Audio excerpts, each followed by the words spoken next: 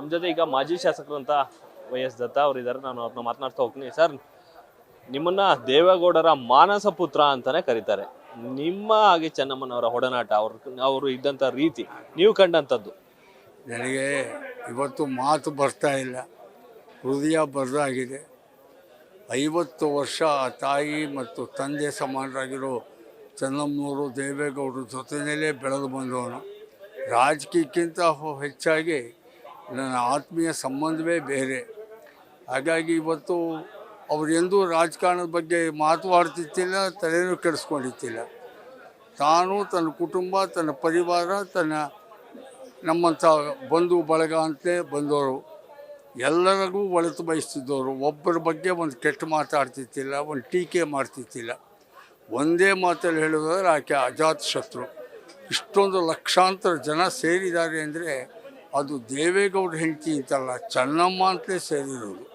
ಕಾರಣ ಕಾಂಗ್ರೆಸ್ ಇರಲಿ, JDS ಇರಲಿ, BJP ಇರಲಿ, ಭಾಳಷ್ಟು ರಾಜಕಾರಣಿಗಳು ಇವತ್ತು ಯಾವ್ಯಾವ ಪಕ್ಷಗಳಲ್ಲಿದ್ದಾರೋ ಅವರೆಲ್ಲ ಒಂದಲ್ಲ ಒಂದು ದಿನ ಬಂದು ಆ ತಾಯಿ ಕೈಲಿ ಅನ್ನ ಹಾಕಿಸ್ಕೊಂಡು ಊಟ ಮಾಡಿರೋರೆ. ಇದೊಂದು ಆಕೆಯ ಅನ್ನಪೂರ್ಣೇಶ್ವರಿ, ಸಾಕ್ಷಾತ್ ಅನ್ನಪೂರ್ಣೇಶ್ವರಿ, ಧರ್ಮದೇವತೆ, ಮಹಾ ಸಾತ್ವಿಕ ದೇವಭಕ್ತೆ, ಆಸ್ತಿಕರಲ್ಲಿ ಆಸ್ತಿಕರು ಅವರು. ಹಾಗಾಗಿ ಕ್ಷಣಗಣನೆ ನಮಗೆ ಇವತ್ತು ನಾನು ಹೇಳ್ತಾ ಇದ್ದೆ, ನಾವು ಈಗ ದುಃಖ ಪಡೋದಲ್ಲ, ಸಂಭ್ರಮದಿಂದ ಕಳಿಸ್ಬೇಕು ಆಕೆನ. ಯಾಕೆಂದರೆ ಇಂಥ ಸಾವು ಯಾರಿಗೂ ಬರೋದಿಲ್ಲ. ಇವತ್ತು ಮಾವಿನಕೆರೆ ರಂಗನಾಥ ಸ್ವಾಮಿ ಆರಾಧ್ಯ ದೈವ ಕುಟುಂಬಕ್ಕೆ, ಅದರ ಪಾದದ ಅಡಿಯಲ್ಲಿ ಆಕೆ ರಂಗನಾಥ ಸ್ವಾಮಿಯ ಪಾದದ ಜೊತೆ ಲೀನವಾಗ್ತಾ ಇದ್ದಾರೆ. ಹಾಗಾಗಿ ಇಂಥ ಒಂದು ಒಳ್ಳೆಯ ಪವಿತ್ರ ಕ್ಷೇತ್ರ ಅಂತಲೇ ಭಾವಿಸ್ತಾ ಇದ್ದೀನಿ. ಇವತ್ತು ಈ ಹರದನಹಳ್ಳಿಯ ಈ ಜಾಗ ಏನಿದೆ, ಅಂತ್ಯಕ್ರಿಯೆ ನಡೀತಿಲ್ಲೋ, ಇದು ನಾಳೆ ಇದೊಂದು ಪವಿತ್ರ ಕ್ಷೇತ್ರವಾಗುತ್ತೆ.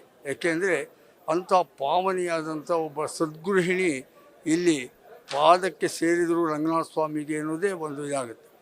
ಅಷ್ಟು ನನಗೆ ಭಾವುಕನಾಗಿ ಹೇಳ್ತಾ ಇಲ್ಲ, ಆಕೆಯ ಬದುಕಿದ ರೀತಿಯೇ ಆಗಿತ್ತು. ಇನ್ನೊಂದು, ಸಾಕಷ್ಟು ಜನರು ಸೋಲು ಗೆಲುವನ್ನು ಕಂಡಿರ್ತಕ್ಕಂಥ ರಾಜಕಾರಣದಲ್ಲಿ ಇವರಿಗೆ ಎಷ್ಟು ಮಟ್ಟಿಗೆ ಧೈರ್ಯ ತುಂಬುವಂಥ ಕೆಲಸವನ್ನು ಮಾಡ್ತಿದ್ರು ಅಂತ? ನಾನು ಹೇಳಿದ್ನಲ್ಲ, ದೇವೇಗೌಡರಿಗೆ ದೊಡ್ಡ ಶಕ್ತಿಯಾಗಿದ್ದೆ ಚೆನ್ನಮ್ಮನವರು. ನಿಜವಾಗ್ಲೂ ದೇವೇಗೌಡರು ಪುಣ್ಯ ಮಾಡಿದರು ಇಂಥ ಹೆಂಡತಿ ಪಡೆಯೋಕ್ಕೆ. ಏಕೆಂದರೆ ದೇವೇಗೌಡರ ಬದುಕು ಭಾಳ ಏಳು ಬೀಳುಗಳ ಬದುಕು. ಕಷ್ಟ, ನಷ್ಟ, ಸಂಕಷ್ಟ, ನೋವುಗಳನ್ನು ಅನುಭವಿಸ್ಕೊಂಡು ಬಂದಂಥವ್ರು. ಅವರು ಅಧಿಕಾರದ ಆಸೆ, ಅಧಿಕಾರದ ಆನಂದ ಅನುಭವಿಸಿದ್ದು 18 ತಿಂಗಳು ಮುಖ್ಯಮಂತ್ರಿ, 10 ತಿಂಗಳು ಪ್ರಧಾನಮಂತ್ರಿ. ಆದರೆ ಸೋತರು ಎಲೆಕ್ಷನ್ಗಳಲ್ಲಿ. 2 ಕಡೆ ಹೊಳೆ ನರಸೀಪುರ, ಇದರೊಳಗಡೆ ಕನಕಪುರದಲ್ಲಿ ಸೋತರು. ಅವಾಗೆಲ್ಲ ಪಕ್ಷ ಸಂಪೂರ್ಣವಾಗಿ ಮುದೇ ಹೋಯಿತು ಅನ್ನೋ ಹಾಗಾಯಿತು. ದೇವೇಗೌಡರ ಜೊತೆಗೆ ಯಾರೂ ಇಲ್ಲ ಅನ್ನೋ ಸ್ಥಿತಿ ಇತ್ತು. ಅಂತಹ ದಿನಗಳಲ್ಲೂ ಕೂಡ ಗೌಡರ ಜೊತೆಗೆ ಗಟ್ಟಿಯಾಗಿ ನಿಂತಹ ಗಟ್ಟಿಗಿತ್ತಿ ಚೆನ್ನಮ್ಮನವರು.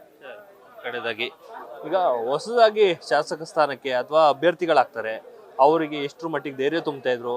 ಹೊಸದಾಗಿ ಶಾಸಕರಾದಂಥವ್ರಿಗೆ ಯಾವ ರೀತಿಯ ಸಲಹೆ ಸೂಚನೆಗಳನ್ನ ಕೊಡ್ತಿದ್ರು ಅಂತ? ಅವರು ಆ ಥರದ ರಾಜಕಾರಣದಲ್ಲಿ ನೇರವಾಗಿ ಹೇಳದೇ ಇದ್ರೂ ಆಶೀರ್ವಾದ ಕೇಳಿ ಬಂದವ್ರಿಗೆಲ್ಲ ಗೆದ್ದಿದ್ದೀನಿ ಅಮ್ಮ ಆಶೀರ್ವಾದ ಅಂದರೆ ಒಳ್ಳೆಯದಾಗಲಪ್ಪ, ಒಳ್ಳೆಯ ಕೆಲಸ ಮಾಡು, ಗೌಡರು ಹೇಗೆ ಹೇಳ್ತಾರೋ ಹಾಗೆ ಕೇಳು, ಗೌಡ್ರ ಜೊತೆಗಿರಿ. ಆಮೇಲೆ ಗೌಡ್ರ ರಾಜಕಾರಣ ನೋಡಿದ್ದೀರಲ್ಲಪ್ಪ, ಜನ ಜನ ಜನ ಅಂತಾರೆ, ನೀವು ಜನಗಳ ಮಧ್ಯೆನೇ ಇರಪ್ಪ, ಜನಗಳ ಕೆಲಸ ಮಾಡ್ರಪ್ಪ, ಒಳ್ಳೆಯ ಹೆಸರು ತಗೊಳಪ್ಪ, ಇದೇ ಅವ್ರ ಅಡ್ವೈಸು. ದೇವೇಗೌಡರು, ಕುಮಾರಸ್ವಾಮಿ, ರೇವಣ್ಣ ಅವರು ಸಹಾಯ ಮಾಡೋದು ಒಂದು ಕಡೆ ಜನರಿಗೆ, ಚೆನ್ನಮ್ಮನವರು ಕೂಡ ಒಂದು ರೀತಿ ಅಲ್ಲಿ ಬಂದಂಥ ಜನ ಸಹಾಯ ಮಾಡ್ತಿದ್ರು ಅನ್ನೋ. ಅವರು ತಮ್ಮ ಕ್ಷೇತ್ರದ ಜನ, ಪರಿವಾರದವರು, ಅವರೆಲ್ಲರನ್ನೂ ಕೂಡ ಹರಿಕ್ ಶರ್ಟು, ಕೊಳಕ್ಕೆ ಪಂಚೆ ಹಾಕ್ಕೊಂಡು ಒಬ್ಬ ಹಳ್ಳಿಯವನು ಬಂದರೆ ಅವನಿಗೆ ಹೆಸರಿಡಿದು ಕರೆಯುವಷ್ಟು ಪರಿಚಯ ಇತ್ತು, ಅವರಿಗೆ ನಿಕಟ ಸಂಪರ್ಕ ಇತ್ತು. ಇಂಥ ಹಳ್ಳಿಯವನಲ್ವೇ ಬಾ ಅನ್ನೋರು. ಅವನೇನೋ ಒಂದು ಕಷ್ಟ ಹೇಳಿದರೆ ಆಯ್ತಪ್ಪ ನನ್ನ ಕೈನೆಲ್ಲ ಸಹಾಯ ಅನ್ನೋರು. ಮನೆಗೆ ಬಂದವ್ರಿಗೆ ಅನ್ನ ಹಾಕದೆ ಕಳಿಸ್ತಾನೆ ಇತ್ತಿಲ್ಲ. ಬಂದವರಿಗೆ ಊರಿಗೆ ಬಸ್ ಚಾರ್ಜ್ ಇದೆಯಾ ಅಂತ ಕೇಳಿ ಕೊಟ್ಟು ಕಳಿಸುವಷ್ಟರ ಮಟ್ಟಿಗೆ ಮಾನವೀಯ ಮೌಲ್ಯ ಮತ್ತು ಅಂತಃಕರಣ ಇದ್ದಂಥ ಹೆಣ್ಣುಮಗಳು. ಬಹುಶಃ ಕುಮಾರಸ್ವಾಮಿ ಅವರಿಗೆ ಆ ಗುಣ ಬಂದಿದೆ ಅಂತೀವಲ್ಲ, ಆ ಗುಣ ತಾಯಿಯ ರಕ್ತ. ನ್ಯೂಸ್ ಫಸ್ಟ್ ನಿರ್ಭೀತಿಯಿಂದ ನಿಮ್ಮ ಪರವಾಗಿ.